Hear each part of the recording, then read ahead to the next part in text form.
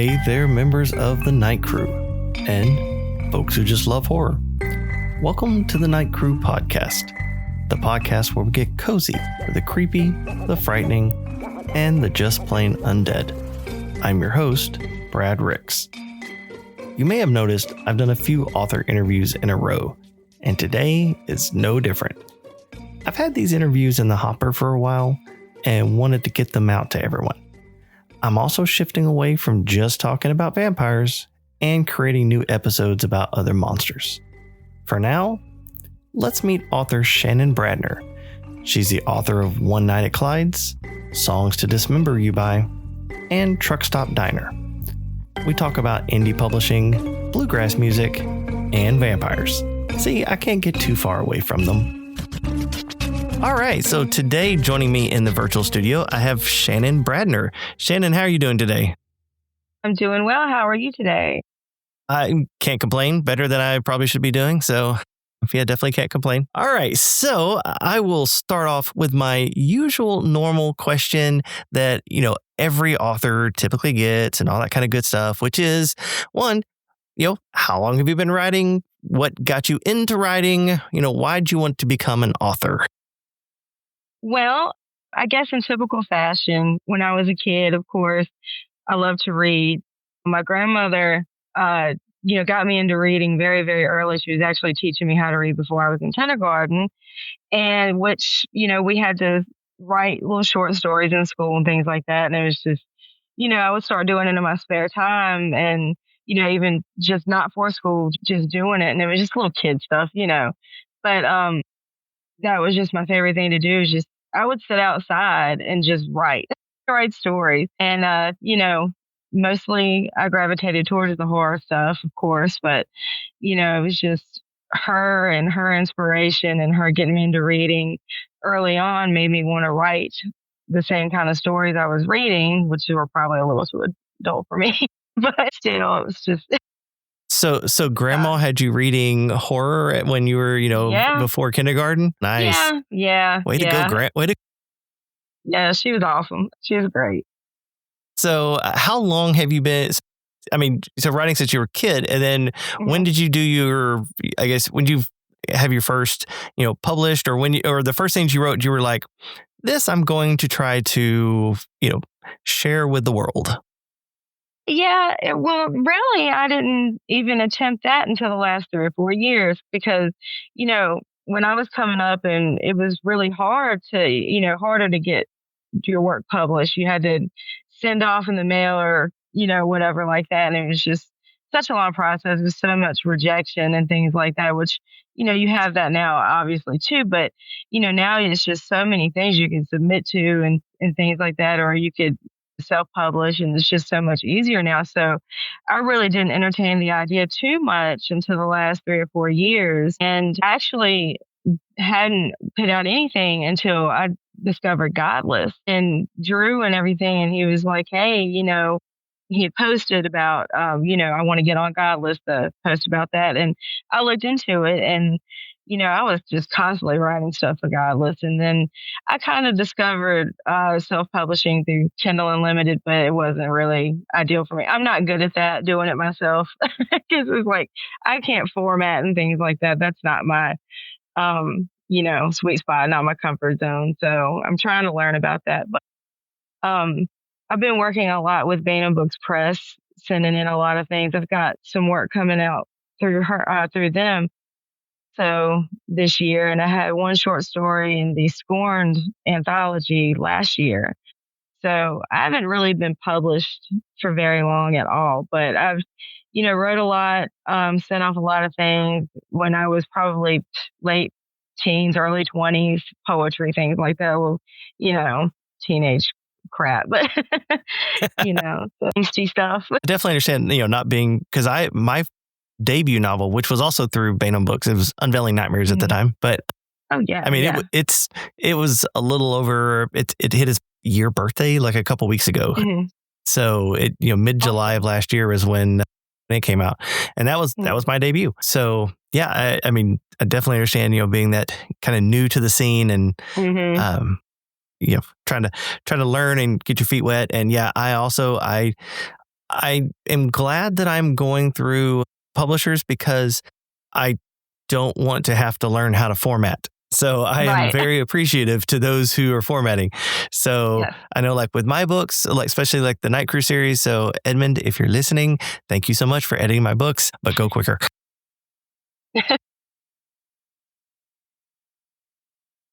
So tell me a little bit about Godless because I've see different stuff about it. It looks like a very kind of up and coming competitor to Amazon in a way, and especially for some of the more splatter kind of extreme horror kind of stuff. Yes. So it's not a publishing company per se. It's more like, you can have work out through a publishing company, but it can also be on Godless. So like it's kind of like an alternative. Like it's digital. It's all digital, and it's usually like $1.99 or something like that. And you just buy it, you download it to your phone or your Kindle or whatever.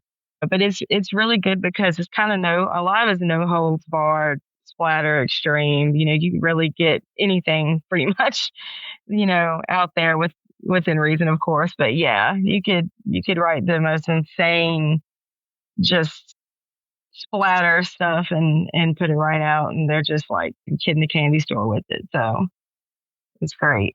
Yeah, I've seen a lot of this stuff out there, and yeah, it's definitely more the extreme splatter. So if that's what you're into, definitely go look at stuff on Godless. Yeah, for sure. Now, how many books do you have up there on right now? My goodness, let's see. Mostly they're a little shorter, short stories, more than anything. But I think I have maybe 5 or 6 on there. I think so. Yeah. I've got the first one I wrote was one called One Night at Clyde. I have Songs to Dismember You By, uh, Truck Stop Diner, one called Cramps. And then I started a series, and I really need to get back into it, but I started a series called My Dad is a Maniac. It was kind of about a little girl growing up with a father that's a serial killer. So that's fun. But I wrote one, and I need to get back into finishing that. But yeah, I think 5 or 6, something like that on there. Gotcha. So you said one of them is called Songs to Dismember You By. That sounds like a beautiful name for an album. If I were a musician, that would have been amazing to have as an album. But yeah, it was fun. Because I grew up, my grandfather was a bluegrass musician, and he was really great. He was amazing, actually. And it might not be, I love music and, not just books, but reading and, music and movies. They were all my first love from early on. I can remember just music constantly being in my house all the time, played. My grandfather would just sit around and play music, but my grandmother would just have music on in the background all the time. So it was just something I fell in love with. I can remember not really, wanting a lot of toys and things growing up. I wanted albums, I wanted records, I wanted music. And bluegrass has a special place in my heart because of my grandfather. So I kind of wrote that about a bluegrass musician. So it might not be a type of music that's aesthetically pleasing to the ear for everyone, but the musicianship in it is amazing, whether you enjoy it, aesthetically or not. It's a sight to see these guys play because they're so mellifluous with it, but it looks like there's no way. How are you doing this? But yeah, I wrote that about a bluegrass musician and things going awry. Gotcha. Yeah, I'll definitely have to check that out. I'm also, so I grew up, my grandfather as well, he played he played guitar, most of his life, and he was writing songs, and he also did some, more of the old country, some bluegrass kind of stuff. So yeah, that's awesome. So now you said you're from the Virginia area, correct? Yes. And you said it was a small. Yeah. Yeah. Small town. It's called Gretna, Gretna, Virginia. And Gotcha. we live, I think the closest really, really big city anybody would know probably would be Richmond. And that's like 3 hours from here. So yeah, we spend a lot of time in Richmond. My husband and I, we go up there a lot because it's just a lot to do there. A lot of music comes there, and then we hit up, we like Guar, of course, because, hometown guy. So we go to Guar Bar a lot. Yeah, but it's so small here. It's just one stoplight. It's like, meet me at the stoplight. Which one? Dude, it's only one. It's only one stoplight. Yeah. So do a lot of your stories, do they take place in Virginia, in the area, or are they kind of all kind of spread around? Mostly, a lot of times I don't name a specific town or anything like that. But yeah, in my mind, it's where I live. It's where I grew up. So it's, I'm kind of picturing places that I know when I'm writing. So, you write what you know, and I don't know big cities.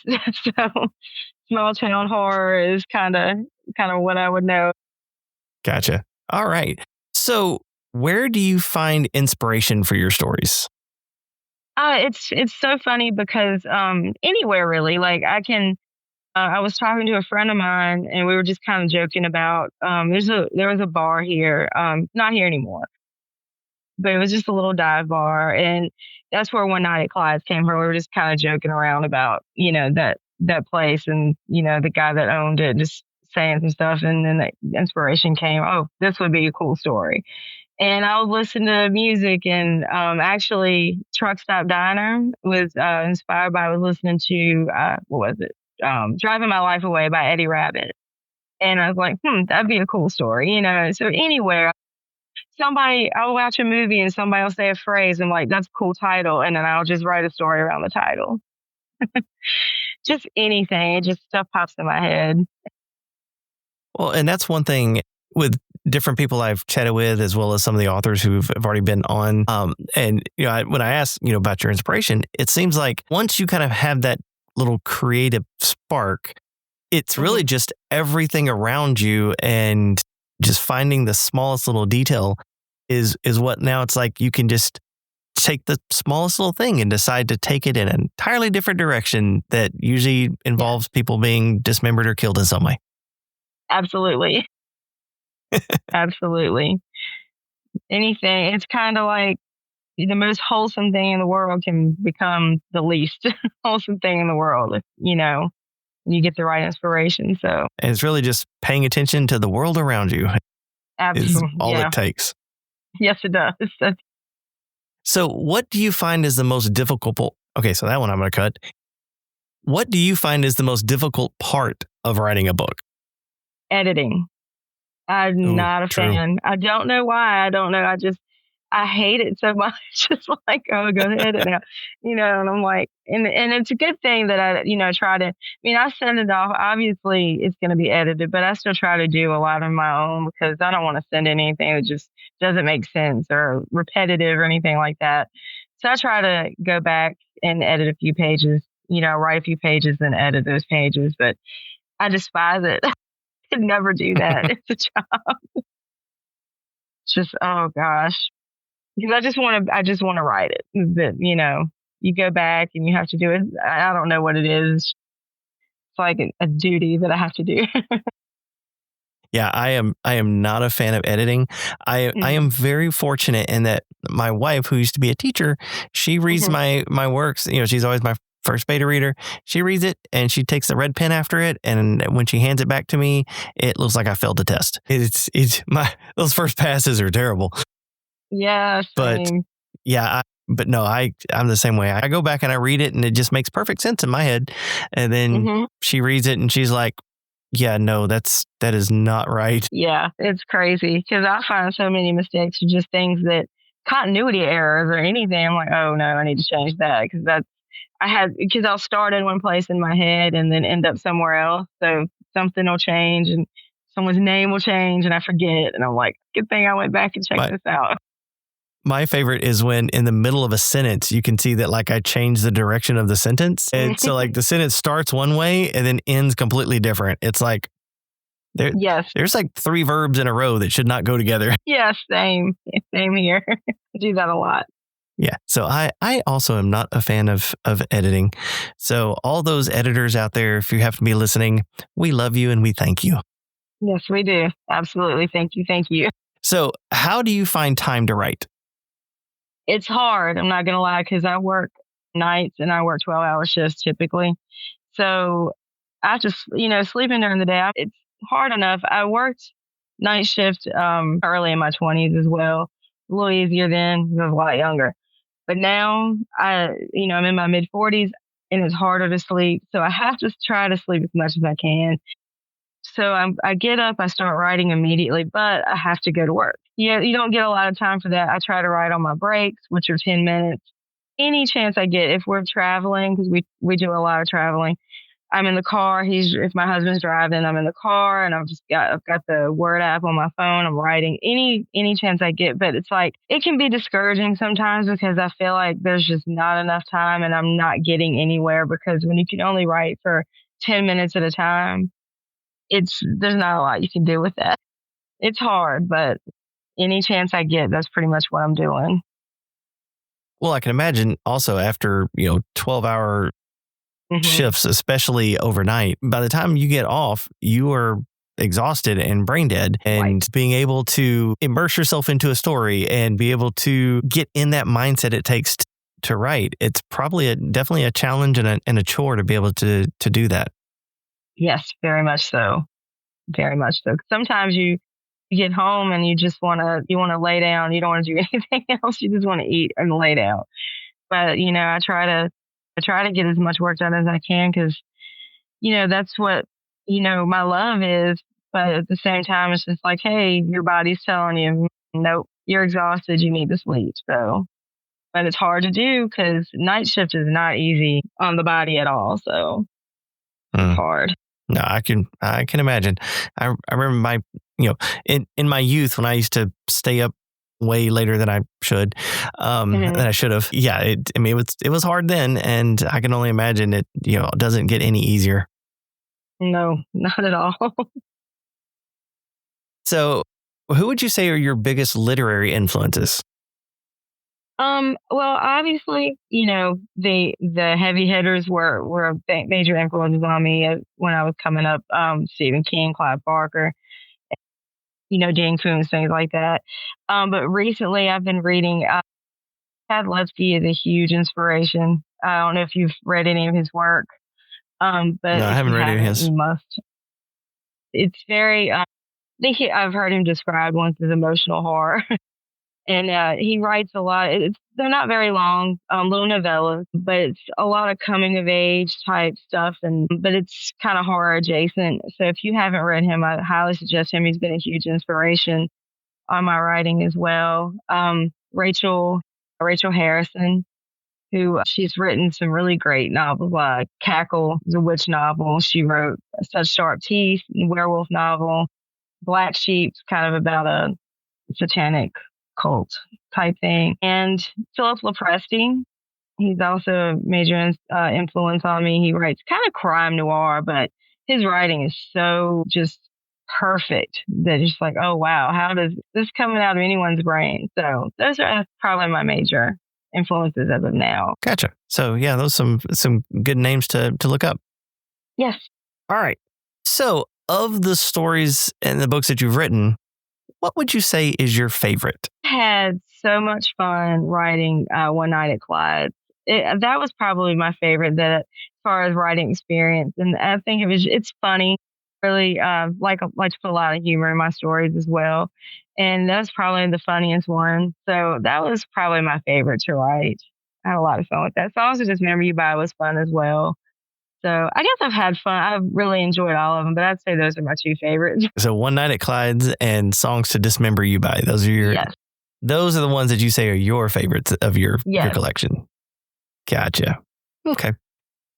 So yeah, I'm definitely thinking I'm gonna have to, pick up a few of those. So all right. So now, kind of shifting gears a second. So, I started the Night Crew podcast as a spinoff to my own series, The Night Crew, which is about a team of monster hunters. All of my normal scripted episodes are deep dives into some kind of creature. With that being said, one of the caveats coming on the podcast is you've got to talk about your favorite monster. Okay. So, what is Shannon Bradner's favorite horror creature? My favorite horror creature, I guess I would have to say vampires are probably my favorite as far as creatures go. So why vampires? It's hard to. I think the Lost Boys started it. Watching a lot. Such a Yeah, great I've got movie. 2 Lost Boys. Yes, I've got 2 tattoos. You know, from that movie. So it's my favorite. It's my favorite growing up, and I just everything about that just kind of sparked something where I was really into that. Fright Night was fantastic, and so anything like that, I was just on board for the lore, all that. It wasn't. I didn't get into the Anne Rice stuff so much, like a lot of people, probably did. But I was more into like those type of vampires, near dark. I did love the Buffy the Vampire Slayer, all that, stuff. I'd say that's probably my favorite, most definitely. So yeah, so when it comes to vampires, like I definitely get it because they're one of my favorites as well. So Hmm. you'd mentioned things like Lost Boys and Near Dark and that. Hmm. So I'm guessing more the 30 Days of Night, Yes. the more vampires are monsters, slasher, bloody killers. And Hmm. and since you've not so much the Anne Rice, I'm guessing not the vampires are sad, brooding, love Yeah, interests no, kind of vampires. You're not into not those? so much. Not really. You had a little bit of that on Buffy the Vampire Slayer, but I was, wasn't really into that whole any of that storyline so much. So yeah, no, not the broody stuff. No. So you weren't a big a fan of the Buffy and Spike and all that I stuff. I did enjoy Spike. Spike's great because he's, Spike is Spike and he's a little more edgy. Angel, I hated. I hated Angel, so he could go somewhere, but I did love Spike quite a bit. So it was a little bit of the exception to the rule. Yeah, so definitely the more the vampire killers. So Hmm. I'm guessing not Twilight then. Absolutely not. I was a little too. And in fairness, to each his own. But I was in my probably mid to late 20s when that even came out. There was no way I was gonna be into that, but I don't think I ever would have liked that so much, because like I said, it's just, oh, we sparkle and whatever. Teachers, but I'm not scared of you. I'm not scared of you. You're pretty. I give people crap, especially whenever I'm like when I go to signings because my first book, The Night Crew, it's it's about Mhm. vampires, and Right. I've gotten into conversations with people. I'm like, yeah, these vampires don't sparkle.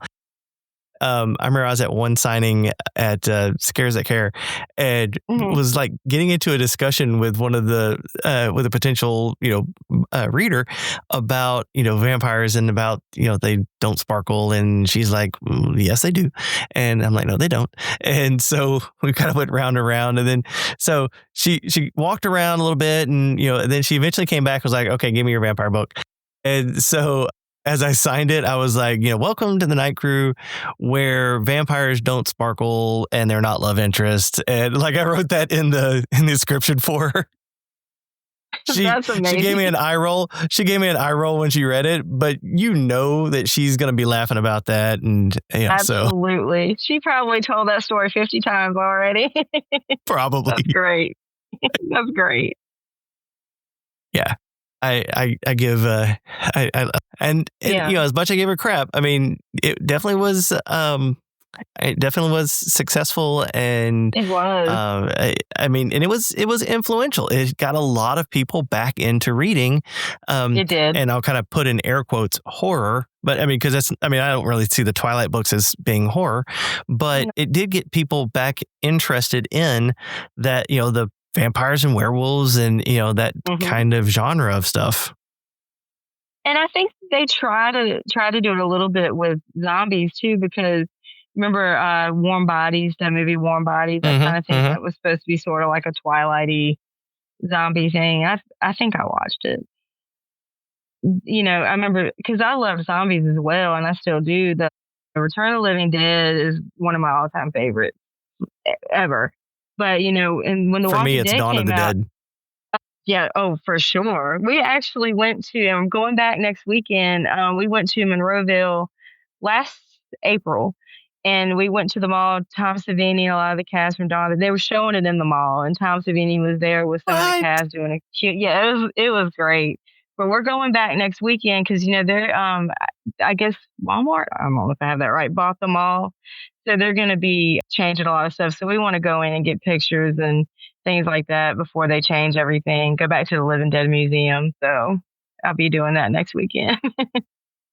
That's awesome. Yeah, that's definitely one of the best ones ever. Yeah. I'm like I say, I love the Dawn of the Dead, especially the original one. The remake was good too. There was I had a few issues with the remake, but I think my biggest probably issue with the remake part of it was they know that getting bit by a zombie is what turns you and all that, and yet when they go to do stuff, they're not like all armored up. Ving Rhames is still walking around like in a tank top. I'm like, how are you not wearing 4 layers of leather?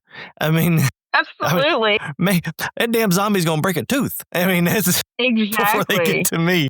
You're gonna do some work to sink your teeth into me, yeah, for sure. I'm gonna be like a crab. You got to work for this meal, or like a lobster. Yeah, absolutely. You're gonna get just like with crab, like you said with crab. You're not going to want to deal with it. You're just going to give it up because you're not going to want to deal with it. Yeah. It's like you're going to work for this meal.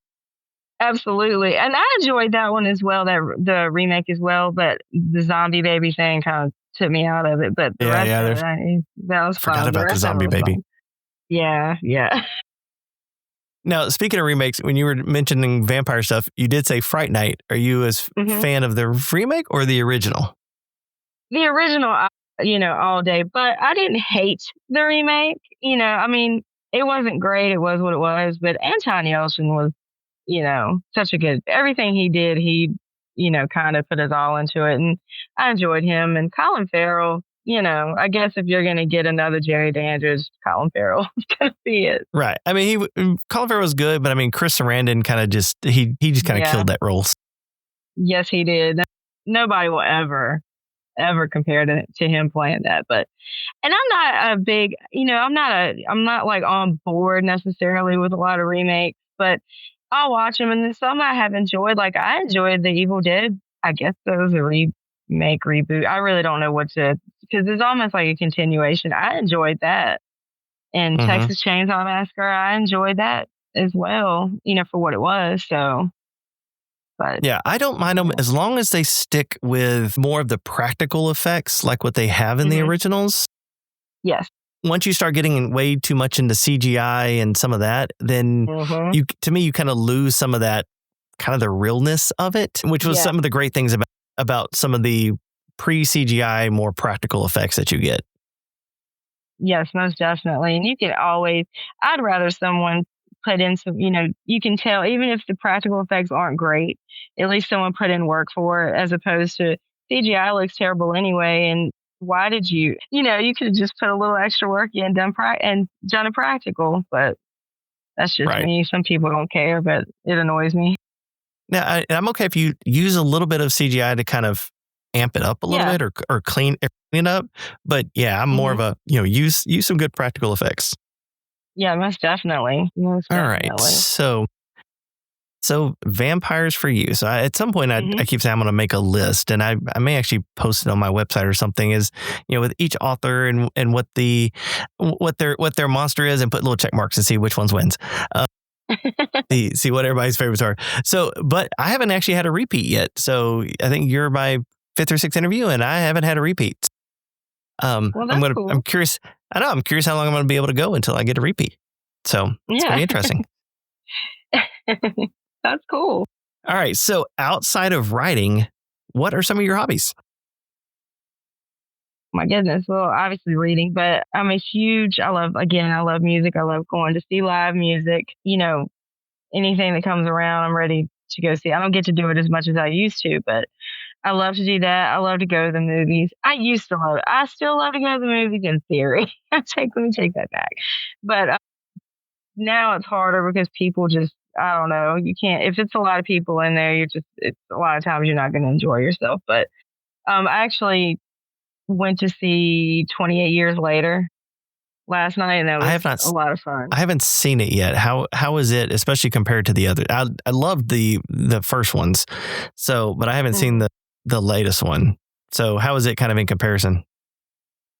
I loved it actually. In comparison, I don't know if it's because it's fresh in my mind as opposed to the other two, but it's been my favorite so far.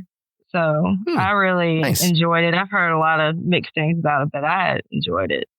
But yeah, if I could just sit around and just watch movies all day, that would just be amazing. So I enjoy that a lot. Well, I know it's one thing. So at the time of this recording right now, there's been a lot of stuff going on Facebook, and I've gotten some requests on Messenger about different authors have been doing their kind of top 25 movies that have come out since the year 2000. So in the 21st century. Oh, And so there's been a bunch, and some of these are really hard. And as I'm seeing people post these different lists, I'm like, well, it looks like a movie marathon weekend for me, because there's so many that I haven't seen in forever that I'm like, oh, I got to watch this one. I got to watch this one. Yeah, it's crazy because, when you think nostalgia, you think, okay, nostalgia from your childhood, but a lot of the early 2000s or mid 2000s stuff was actually, I really love, like, I don't know if you remember that movie High Tension. It was the French movie. Yes. It came out I really love that time period for like French movies and stuff, like French horror movies and stuff like that was coming out over here. But that movie, I'll go back. They're like, that's almost like shouldn't be, but it's almost like a comfort movie because it's like, oh, let me just sit back and watch this.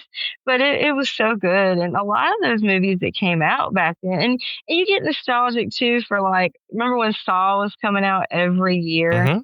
And I miss those when, you could just like turn your brain off, and they might not have been, the greatest, cinematic, The genius thing that ever came out. But the first one was great. With the whole twist at the end of it. And then for me, like the Saw franchise, the first, like the second and the third one a little bit, after a while when it was like, and another, acolyte or, another disciple. And I'm like, for the love, really? Yeah. And so those after a little bit, those kind of started getting old for me. Yeah, they run together. I could watch one and immediately they do run together now, but the first couple were really good. But I really enjoyed how that was how everything was such an event. Like we don't have that so much now, I don't feel like. So it was fun, with that and the Final Destination movies and stuff like that, everything. Those were fun. Again, a lot of those you could forget as soon as you watch them, but a lot not of the stuff second one. No, I had just got in a really bad car accident, and I remember I couldn't do anything. I was laid up for a little while, and my mom brought that home. Like, let's watch this movie. I had no idea what the beginning was, so we watched that whole sequence with our jaws on the floor because I was freaked out. I didn't even like to get in the car, so I'm looking at her like, good choice. Thank you for that traumatizing experience. Now I'm never getting back in a car. So yeah, it's always funny going down the highway and seeing people not behind logging trucks, and I'm like, you have all seen the movie. Oh yes, you can tell who's seen that movie immediately when you see a logging truck. Yeah, awesome. I'll have to find me a list as well. Like I said, the 2000s are hard because it's like, I don't know. I'll have to really, because a lot of stuff I really enjoyed, but to find 25, I don't know. That's hard. Might not to me, be it was like narrowing it. To me, it was like narrowing it down to 25 was hard. Oh, really? Well, that might be how it ends up being. Yeah. Well, like it wasn't. I had to go back and look because I couldn't remember the year some of the stuff come out. But like since 2000, you had things like The Ring and Jeepers Creepers and Saw and Drag Me to Hell and so yeah, I mean. Yeah. So there's been a lot of really good stuff that have come out since 2000. Like some of those I thought even came out before then, but nope, they were since 2000. That's true. You reminded me of some stuff I forgot about. So yeah, might not be as hard as I think. So do you have anything coming out in the near future? What do you? I do. I have a very short story collection. It's only about 4 stories, but it's coming out in December and it's called Filthorama. Okay. And it's from Baynum Books Press. I think late December. I can't remember the exact date, but late December, I believe. And I do have something I'm working on. I don't know if I'm allowed to talk about it, but it's also through Baynum Books. It's the first novella I've ever worked on. It's kind of a series working with other authors. So I guess I'm not really sure if I'm allowed to really say anything about it until, so this because it's not my baby, but Oh, it's I hear pretty you. fun. Yeah. So, and, just other things I've been working on. I've got couple of stories I've submitted to some anthologies also through Baynum Books Press. So Nice. yeah, hopefully it'll be a pretty good year with some stuff coming out. So Awesome. definitely December Filthorama. All right. Well, so where can my listeners, I mean, new podcast. So I can right now make the joke of, where can both my listeners, find you, your socials, where can they find your books, all that kind of good stuff. But as far as my socials, I'm on Facebook, just Shannon Bradner. Instagram, I'm Murder Shan Wrote because I have an unhealthy obsession with Murder She Wrote. And so murder_Shan_Wrote. Um, I don't do TikTok and all that, but those are my two socials. You can find all my work on Godless under Shannon Bradner and Baynum Books Press. Right now, Scorned Anthology. I have a story in that. Hopefully, a couple more coming out. So that's right now. Hopefully, I'll be expanding a lot more, getting a lot more work out there. That's awesome. We'll be looking forward to it. And I'll make sure and put all the links in the show notes and all that. So it'll make it easier for people to be able to find you and be able to follow you on the socials and also find your works on Godless. Awesome. Thank you so much. No problem. So, well, with that, any lasting thoughts you would like to leave us with? Oh, gosh, nothing I can think of other than everybody just be kind, be excellent to each other, like Bill and Ted says. Just be excellent to each other. It's a madhouse out there, so everybody be good to one another. Words to live by. Absolutely. All right. Well, I'd like to thank you for hopping on and having a nice little conversation with me. Well, thank you for having me. Listeners, go on to Godless and find Shannon's works, and like I said, I'll put the links in the show notes. So again, thanks for hanging out with me for a little bit. Again, thank you for having me. I enjoyed it. Right. Thanks.